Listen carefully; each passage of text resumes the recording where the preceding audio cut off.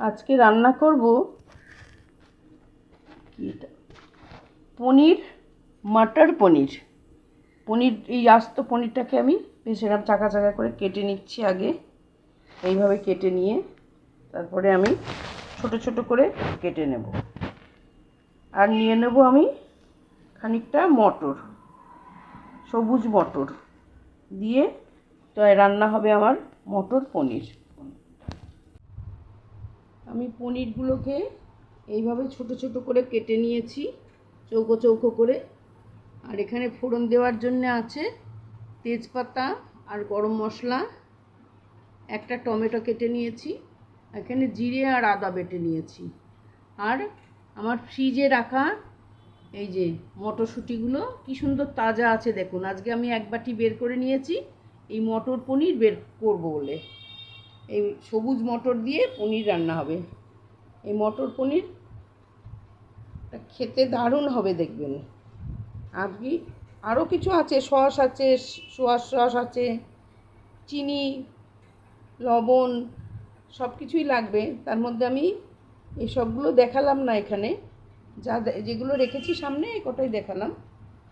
তারপরে আমি আরও যোগ করব রান্না করার সময়।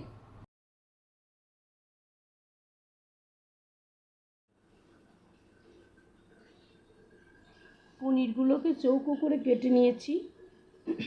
তারপরে কড়াই একটু বাটার দিয়ে আর অল্প একটু সাদা তেল দিয়ে ভালো করে ভেজে নিয়েছি। একদম লাল করে ভাজিনি, হালকা করে ভেজে নিয়েছি।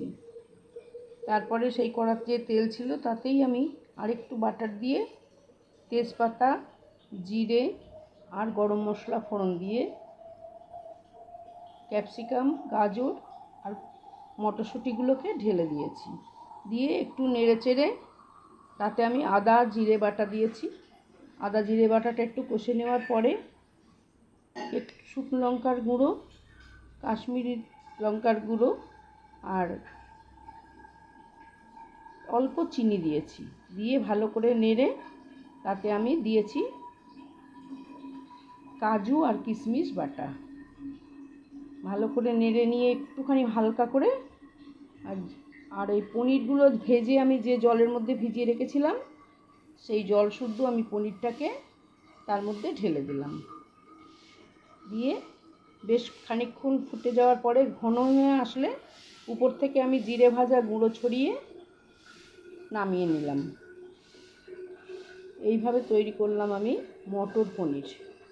আপনারাও তৈরি করুন, বাড়িতে করে খেয়ে দেখুন কেমন লাগে। এতে আমি দিয়েছি আরও একটু টমেটোর কুচি আর টমেটো সস আর একটু সোয়া সস, তার সঙ্গে দিয়েছি পরিমাণ মতো লবণ। লবণটা দিতে ভুলবেন না, আমি বলতেও ভুলে গেছিলাম।